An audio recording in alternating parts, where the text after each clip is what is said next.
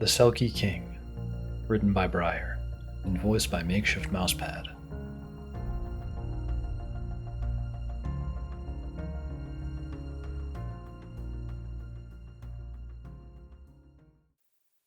The forest of Silenoris is a dangerous place to be. Its trees stand over 15 meters high. The plants twine like snakes around the old broken paths, waiting to trip and ensnare any unfortunate wanderer who stumbles upon them. Only one man dared walk the dark forest paths alone. Only one man could stand in the midst of the vines and command them. Elric Oleron, defender of Silenoris, beast of the woods, king of the Feywild. His boot crunches on a vine as he makes his way down the winding path. His golden eyes scan the horizon for any approaching enemies, while his hands absent-mindedly weave a metal coin through his fingers. This path lies deeper in the woods and further south. Anyone foolish enough to wander this way would already be dead. Even he rarely came this way. There was rarely a need to come this far south, even during his daily checks of certain points in the forest. Today, however, he had to go check on someone, on something. Something dangerous that must not be allowed to break free. Elric pushes aside the dense undergrowth and enters the clearing just as the sun reaches its peak. The second he makes himself visible, a loud scream tears through the clearing, making Elric jump and clench his teeth. "All right," Elric shouts at the creature that stands in the center of the clearing. "I know you don't want to see me, but here I am." Elric walks over to the Wendigo, secured to the ground. "And don't even try to bite me," he said. "You'll be losing the few teeth you have left." He doesn't know why he bothered to talk to them in the first place. The other Wendigos couldn't understand him. They never spoke back. They never followed instructions. Starvation and bloodlust cloud their minds. He can't blame them for that. He remembers the gnawing pain in his stomach, the itch behind his claws, begging for a carcass to tear through. Elric lets out a sigh and shakes his head to clear it of the memories of the psychosis. He tugs at the bonds in the Wendigo, testing their strength. "There, all good," he mutters to himself. The Wendigo lets out a low growl at him, and Elric responds with a low sigh. "I know, you're hungry.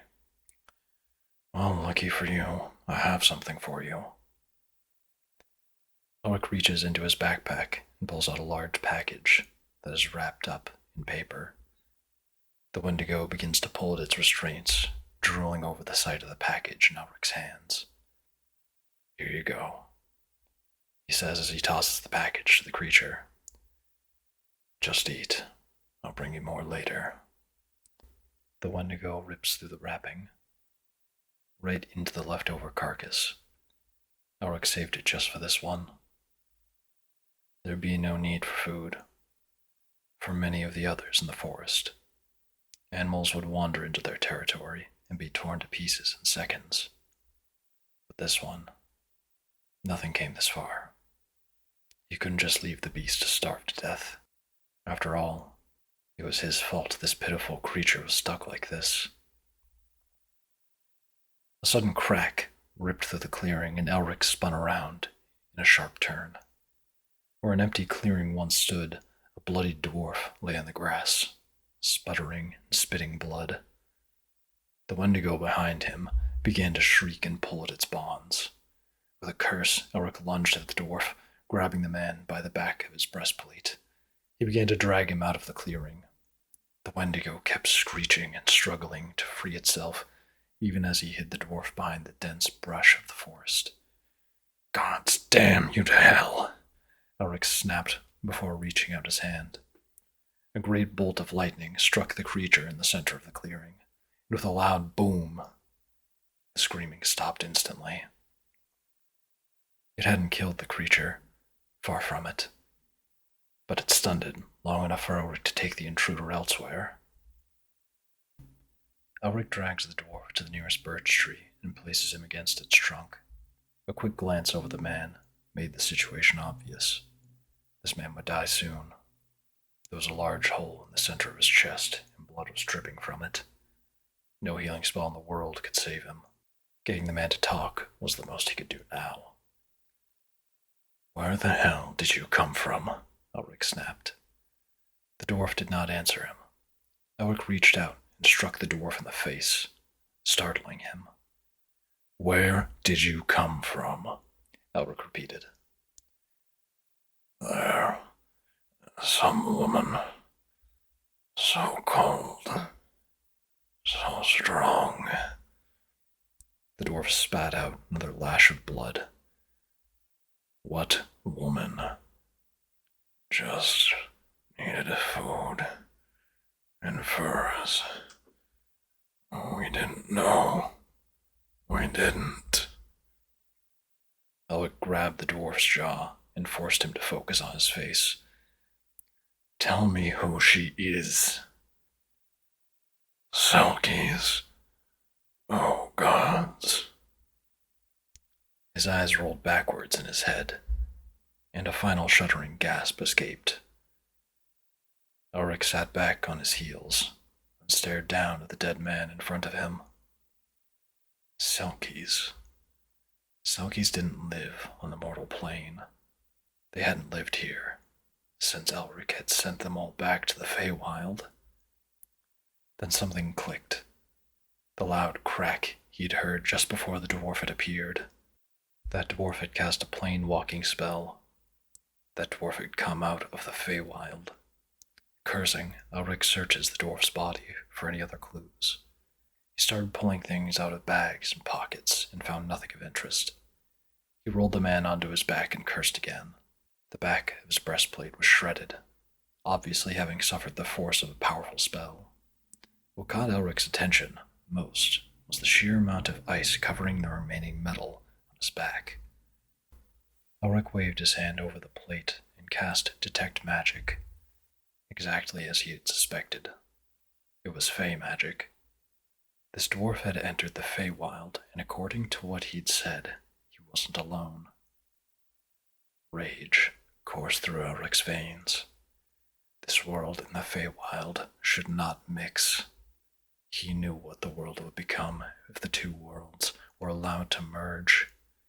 Elric himself is living proof that merging the two worlds was a dangerous idea. If these dwarfs cut through the Feywild, he had to stop them. He stood, arms outstretched, and slowly, Elric called upon the magic of the Feywild. He could feel the magic swirling around him, and the world around him began to shift. The sky was darkened by a golden haze, and the trees around him grew taller. The first time in many years, Elric had returned to the Feywild. It wasn't long before Elric's connection to the Feywild burst forth. He could feel the realms call to him, a cry that something was wrong. A tug in his chest told him where to go, and he was on the move. He tore through the trees with a frenzy. He had to find the intruders and put them down as quickly as possible. He could not afford to fail. It was not long before Elric found himself breaking through the edge of the forest and coming to a rocky shore. Bodies of dwarves, each frozen into some sort of icy block, lay scattered across the rocks. Elric scanned the area quizzically. Someone must have made it to this place before him. He dropped to his knees to get a better look at the ice before a sharp object whizzed past his head and pierced the rock next to him, shattering it to pieces. Elric turned sharply and came face to face with an older woman with thick white hair and gray spots dotting her skin. She pointed a wooden staff covered in sea glass directly at his heart. "Hands up," she ordered. Elric raised an eyebrow and put his hands in the air before getting to his feet. "Who are you?" "I should ask you the same. You're killing a lot of dwarves here," Elric said. The woman regarded him with narrowed eyes. You humans don't belong here. This is fairyland. The woman took a step forward and pressed her staff against his chest. Get this off my chest before you regret it, he warned. Tell me who you are, she replied. I'm called Elric. The woman's eyebrows shot up in surprise. She lowered her staff and stepped back. Elric, as in King Elric. Elric nodded. Unfortunately, he muttered, begrudgingly. My apologies, Your High. Just Elric, please. The title is. He trails off, shaking his head a little. The woman nods understandingly. I'm called Aoife. I'm sorry to have threatened you. I assumed you were with the dwarves. They've been coming this way a lot lately, she said, kicking her boot against one of the frozen dwarves. Elric frowned deeply. What do you mean lately? This has happened more than once, he asked. Aoife nods. Dwarves have been trespassing in my territory and have been killing my people, she says. She turns away from Elric and starts to walk to the edge of the shore. Elric follows her, and as he walks past the dwarfs' corpses, a grisly sight comes into focus. Across the shoreline lies a pile of dead seals and women. Before each of them, Aoife stops. These attacks have been going on for months. I may be powerful, but even I cannot stop 50 dwarves at once. Aoife gets down on her knees and begins to mutter funeral rites in fluent druidic. You're a druid, Elric asks. Circle of the shore, Aoife answers as she casts a small raft of ice, sending the body of a seal back into the sea. And you were able to hold off all those dwarves all by yourself? I had help from my sisters, but as you can see, she gestures to one of the women she prepares to send out to sea. So you must be the Selkie. The Selkie? I'm here because of the appearance of a dwarf in my forest. He was close to dying, but I was able to get him to mention a Selkie. Elric says, looking out over the shore. I guess that would be you. Elric crosses his arms. Any idea where they came from? He asks. Aoife pushes the last of the woman out to sea before she turns to face him. They come from the north, Aoife says, pointing to the mountains to the northeast. They come in groups of 10 to 20, but this was the largest group so far. If I had to guess, they're tired of coming back with fewer men than they left with. Elric nodded and turned away. He began to walk in the direction of the mountains. For a moment he walked alone, but soon he began to hear the crunch of footsteps coming from behind him. Elric comes to a stop and turns around to find Aoife standing behind him, staring at him expectantly. What are you doing? He asks. Following you, she answers plainly. I don't think so. Elric turns and walks away. Aoife follows him again. He stops once more and turns to face her again. Did you not hear me? I don't think you're following me. Elric bares his teeth in warning. Aoife just smiles. Put your fangs away, King. You do not frighten me. I'm coming with you because you seem to be the kind of boy who would throw himself into a fight without a thought for his own well-being. At least I can keep you alive, she says. I have no need for a healer. I can take care of myself, he snaps. Even you can't take on hundreds of dwarves. You are powerful, but everyone breaks eventually. I start to crack at 150 to 1. Aoife smiles, and Elric stares at her, stunned by the audacity of her words. No one had ever spoken to him like that. Hell, no one spoke to him at all. he asked. How do you know that there are hundreds? Eva shrugged. I don't, but it's better to be safe than sorry, isn't it? Elric growled and approached her. I am ordering you to stay here. Do you hear me?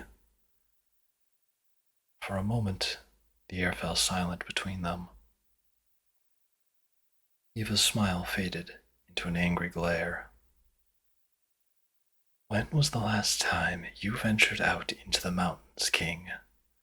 As I recall, there hasn't been a sighting of you here for years, which, in case you've forgotten, has been many, many years for you. You need a guide. Eva stepped forward and came face to face with Elric, close enough for him to smell the salt of the sea on her skin. My people died at the hands of these men. My sisters, my elders, my friends are dead at the hands of selfish invaders. Do not deny me my right to confront them, she hisses. The two of them stand nose to nose, waiting for the other to back off. Eventually, Elric growls and turns away. You can have no expectation of my protection, he snarls, before storming off into the woods and towards the mountains. The long walk through the woods enveloped Elric in an uncomfortable silence. The audacity Eva had shown in her confrontation still had Elric seething. Eva, on the other hand, seemed perfectly content on her way through the woods. She hummed tunes, picked herbs and flowers, and even had a conversation with a passing owl. After a full day's trek, they finally reached the foot of the mountains. With a sigh of relief, Eva sat down on a large boulder. We should camp here. I'm in need of rest, and by the looks of it, so are you, she mused. Elric turned to her with a frown on his face. I don't need to rest. I want to finish this. Eva raised an eyebrow at him and pointed at his hands. He brought his hands up to his chest and found them shaking. He rolled his eyes and moved towards the rock. Eva slides over and pats the rock next to her. Then she raises her staff above her head and twirls it 3 times. Elric can feel the magic that surrounds the both of them in a dome of light. Did you just cast sacred space? He asks as he looks around. I did. If you would be so kind as to make a fire. I have better luck with ice magic, she says, putting her staff to one side. Elric grumbled under his breath, but made the fire anyway. Eva sighed with pleasure and took off the fur coat slung across her back. I have something for you, she said. Elric raised an eyebrow. Eva reached into a small backpack that she had worn around her cloak and started to rummage through it. Nope, not there. Over. Ah! She pulls her hand out of the pack and brings out a brown, fluffy, rolled-up fur coat. Take this, she says. It'll keep you warm up there. Elric stares at it for a moment. Taking gifts from a fae is a death wish, he says plainly. Eva rolls her eyes. I am a Selkie, Elric. It is not my nature to be a trickster. Go on, take it. Elric looked at the cloak for a moment, still unsure. Eva sighed and took hold of his hand and wrapped it around the cloak. There you are, you stubborn boy, she chuckled as she leaned back against the boulder. You know, she mused, you remind me of my son. Elric furrowed his brow. What? I said you remind me of my son. No, I heard you, but I'm just... He was stubborn, just like you. He always thought he knew what was best. He was always telling me to stay home during the thunderstorms, to always take someone with me when I went shopping, blah blah blah. She grinned slightly. Elric watched her quizzically. Many years had passed since anyone had had such a casual conversation with him. He didn't want to admit it out loud, but he missed it. He cleared his throat and shifted his body to face her. Is your son a Selkie as well? He asked her. Eva laughed. Unfortunately, no. Selkies are all women. She explained, and Elric nodded. Does your family live near the sea? Eva's smile turned to a frown. Sadly, they died a long time ago. Elric frowned. Sorry to hear that, he said. Don't be. I watched them grow into fine young men. They took care of their families, made a life for themselves. She smiled softly, but sadness still shone on her eyes. I'm proud to have raised them. Elric remained silent, his eyes on the Selkie woman. The two sat in silence, listening to the crackling fairy fire Elric had created. With a slight frown, Elric stared at the bright blue and gold flames. You can speak your mind, you know. It looks like you have a lot of thoughts up there, Eva said. Elric glances at her, then shrugs. I'm just trying to figure out why the dwarves went to the Feywild, he replied. Eva hummed with disagreement. You're a terrible liar, she said. Elric rolled his eyes and opened his mouth to speak, but Eva cut him off. There's no need for you to tell me. I'm aware that a person's thoughts are sacred. But you know, she shifted to her side and looked at him through the flames. One day, you may meet someone, a friend, a partner, a lover, whoever. They might want to help you, Elric. Let them. She whispers, as if sharing a secret. His eyes wandered as he stared at her. There is no one who can help me, he whispers back. Eva shakes her head. No, Elric, someone can, but you have to allow it. The two fell silent again. Before Elric could ask her any more questions, Eva had fallen asleep. The sun came up early in the morning. Elric and Eva quickly put out the fire and started hiking up the mountains. They climbed up in silence, both of them keeping an eye out for any sign of the dwarves. After a couple of hours, they finally came upon the camp of dwarves. The dwarves had built a small base in an old cave, and fortifications stood all around the perimeter. To get a better view of the camp, Eva and Elric moved slowly behind sharp rocks and large crates. Elric holds a finger to his lips and gestures for her to keep quiet. Eva nods her head as Elric jumps over the makeshift fence. After a few minutes, Elric returns with a struggling dwarf, one hand over the dwarf's mouth and the other around his throat. Elric pins the man to the fence, and Eva pulls out a small bone knife and holds it to the man's throat. Now, Elric croons, I'm going to ask you some questions, and you're going to tell me what I want to hear. The dwarf glares at Elric and tries to kick back. Eva grabs hold of his legs and holds them together. With a quick whisper of a freezing spell, his legs became bound by the ice. Make the smart choice and answer the questions I have for you, he growled. Eva brought the blade a little closer to his neck. Why have you come here? Elric asked. He waited a moment before removing his hand from the dwarf's mouth. Immediately, the dwarf tried to scream for help, but Elric clamped his hand back over his mouth. Stupid choice, Elric growled. Elric's hand swelled with the magic and lengthened into razor-sharp claws. The dwarf's eyes widened in fear, and he shook his head wildly. With a grin on his face, Elric removed his hand from the dwarf's mouth. Okay, I'll tell you, the dwarf whispered. Dear Iona, we have another expansion in the works. We're trying to get a little further north, but we are in desperate need of supplies.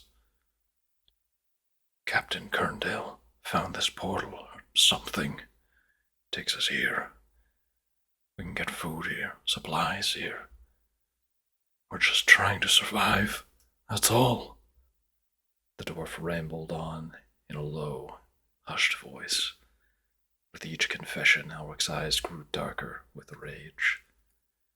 As soon as the dwarf was finished, Aoife turned her attention to Elric. Elric, she whispered, what are we doing? Elric looked at Aoife, then back at the dwarf. What I should have done a long time ago, he replied. Elric grabbed the dwarf by the throat and dragged him to the edge of the mountain. The dwarf struggled and begged for his life, but Elric had no answer. Without so much as an apology, Elric threw the dwarf off the mountain. Aoife gasped in horror and covered her mouth. Elric, she hissed. He just told you what you wanted to know and you killed him. Elric looked at her, a mixture of hatred and confusion in his expression. Why do you look so shocked? I thought you wanted him dead too, he fumed. Aoife shook her head. No, I didn't. I wanted to confront them. This isn't a confrontation, This is taking care of the people who keep trying to invade my home. These dwarves have wanted Silnorris, and by extension the Feywild, for decades. I will not let that happen. What are you going to do? Just kill every dwarf you come across? Elric didn't answer. He just kept his eyes on Aoife. She realized what he intended to do and began to shake her head in horror. No, Elric, no. This is not justice, this is vengeance. Aoife stood up and grabbed Elric by the arm. He yanked his arm from her and growled, If you're not with me, then go home. Aoife stood firm. No, Elric, I can't let you do this, please. Don't, she begged. Elric growled at her once more and called his magic around him. Aoife took several steps back, not wanting to be the target of whatever spell he might have in store. Elric began to convulse as his body began to change. His bones began to crack and break as his body began to transform into its cursed form. Aoife watched in horror. Unable to move, she watched the king of the Feywild transform into a beast. With a blast of magic and blood, Elric's form disappeared. In its place rose an enormous Wendigo. He tilted his head back and let out a terrible roar. Aoife, thrown back by the blast, watched in horror as Elric turned from her and began to destroy the dwarven camp. Dwarves began to rush from the caves, weapons at the ready, only to meet their deaths at the claws of Elric. Frozen in horror, Aoife watched the scene unfold. She had heard the legends of the king's terrible form, but she had not expected him to be so violent. More and more, the dwarves began to pour out of the cave, ready to take on Elric's monstrous form. One dwarf got too close to Elric's claws and found himself knocked to the side, landing only a few feet away from Aoife. The dwarf struggled to his feet and looked up at Aoife. You helped this thing, didn't you? You damned Fey, he shouted at her. Aoife just stared at the dwarf with her mouth open, still stunned by the horror of it all. The dwarf picked up his weapon and took a swing at her. Just as the sword swung for her head, Eva snapped back to consciousness. She ducked her head and rolled to the side just in time. A few more dwarves, who'd noticed their friend's plight, rushed to join him. Eva reluctantly drew her staff into a defensive position. She found herself unwillingly drawn into battle. For it seemed like hours, Eva and Elric battled the dwarves. Magic shot through the air, claws and teeth dug themselves into frostbitten skin. Elric's fury left nothing standing. Finally, the waves of dwarves began to slow to a trickle. Both druids gasped for breath. Eva turned to Elric in a rage. "Is this what you wanted?" she shouted. "Did you want to slaughter everything in your path? Look at the snow, Elric. It's crimson. Look at us. We're covered in blood." Elric just stared at her. His chest heaved and his jaw dripped with the evidence of the slaughter. This is not what I wanted to help you with." Tears of rage fell from her eyes and streamed down her cheeks. Elric's attention snapped away from the angry Selkie by a low rumbling from inside the cave. He narrowed his eyes to the entrance of the cave. Slowly, a large suit of dwarven metal armor lumbered out of the cave. At the top, a small dwarf head with a massive beard peered over the edge of the armor. Elric growled and prepared to attack. Eva turned and cursed in a language Elric couldn't understand. With a wave of his hands, the dwarf charged at Elric. The two druids began to battle again with renewed vigor. The dwarven armor fought Elric with surprising strength and speed, proving itself an even match. It withstood the Wendigo's blows and bites, and it hardly reacted to Eva's druidic ice. "Elric, we need to focus on the head, or we're never going to make it out of here." Eva shouts back at Elric. Elric snarls in response. He takes another swing at the dwarf, only to be blocked by an arm of the armor. Eva lets out a burst of magic that covers the ground in ice. Caught off guard, the armored dwarf slipped and fell on one knee. Eva grimaced and turned back to Elric. "Wait, Elric, there's a weak spot. Go for it." The Wendigo's eyes narrowed on a point just below the armor's plate. Between two sheets of metal, dwarven skin could be seen.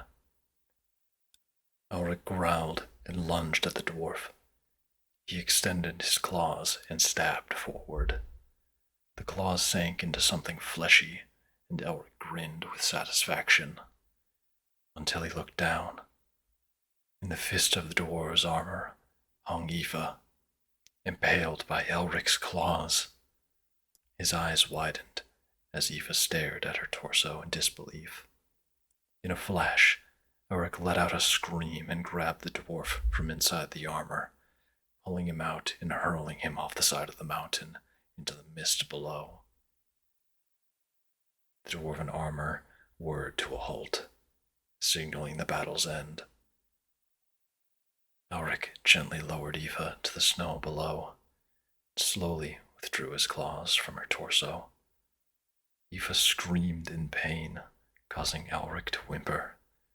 Slowly his body returned to normal, his bones snapping back into place. He slowly moved to Eva's side and knelt beside her. "Eva, just lie still. I can heal this," he said. Eva shook her head and reached out for Elric's hand. "You can't," she rasped. "We both know you can't." Elric held her hand with both of his, guilt flooding his system. She hadn't wanted a fight. She hadn't wanted to be here. Now she would die by his hand. Return my body to the sea," she began in a soft whisper. Elric nodded fervently.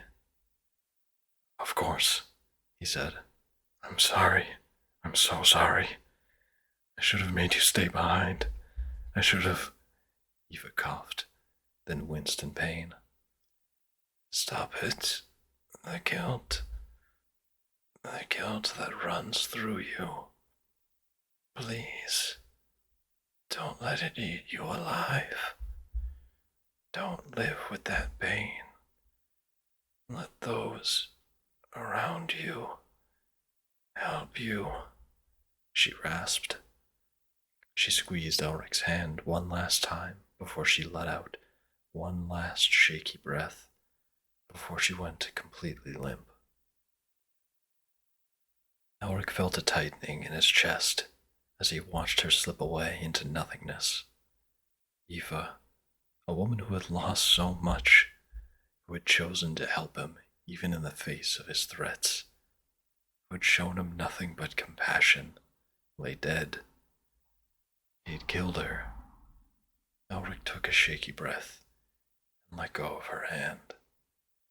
He stood up and looked around the ruined dwarven camp. He had caused all of this.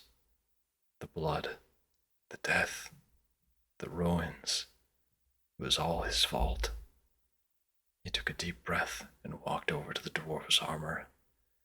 With a loud scream, he ripped the arm off.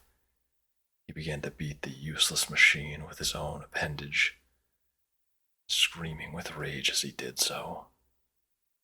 Once the machine lay in dented ruins, Elric broke off a finger from the arm, put it in his pocket. The time has come to finish this. Elric stormed into the cavern, passing the bodies of frozen dwarves who had never made it out. He kicks over boxes and oil lamps, scatters papers and clothing. After making his way to the center of the camp, he finds it. A large stone archway stood, looking over the camp. The air inside the archway warped and shimmered ominously. This must be the portal the dwarf had mentioned. Elric readied his claws again before pushing through the portal to the mortal plane. Elric emerged in the center of a dwarven military camp. Large wooden spikes lined the camp, while armored dwarves milled about. As he looked around, he spotted a sizable red tent with a map table inside. With a low growl, Elric stormed towards the tent, still dripping with blood of the fallen dwarves. He swung the tent flap aside and slammed his hand onto the table.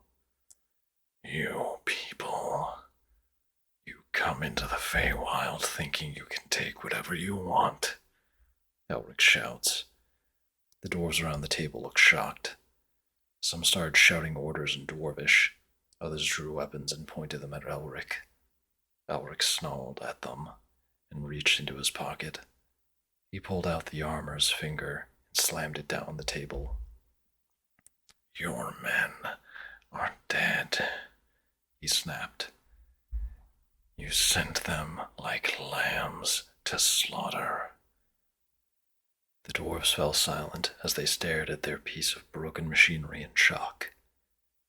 Take this as a warning to never enter the Feywild again. If you do, I will show you what really happened to Selnoris, Elric hissed.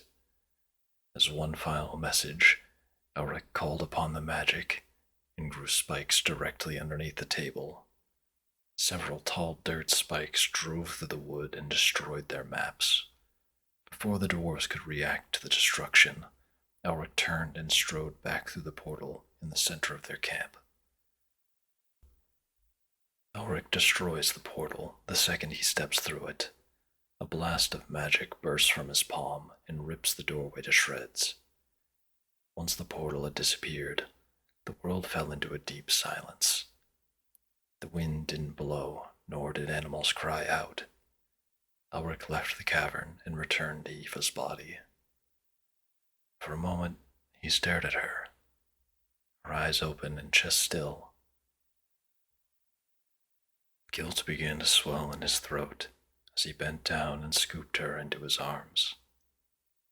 I'm sorry, he whispered to her. Only silence answered him.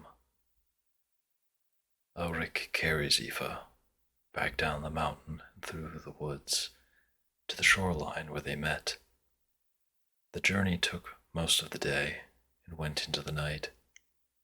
The occasional Fae stopped to watch their king carry her to her final resting place. No one reached out to help, nor did anyone speak a word as he passed. He reaches the shore just as the moon reaches its peak in the night sky. The sea gently splashed against the rocky shore, breaking the silence that had enveloped him since the mountain.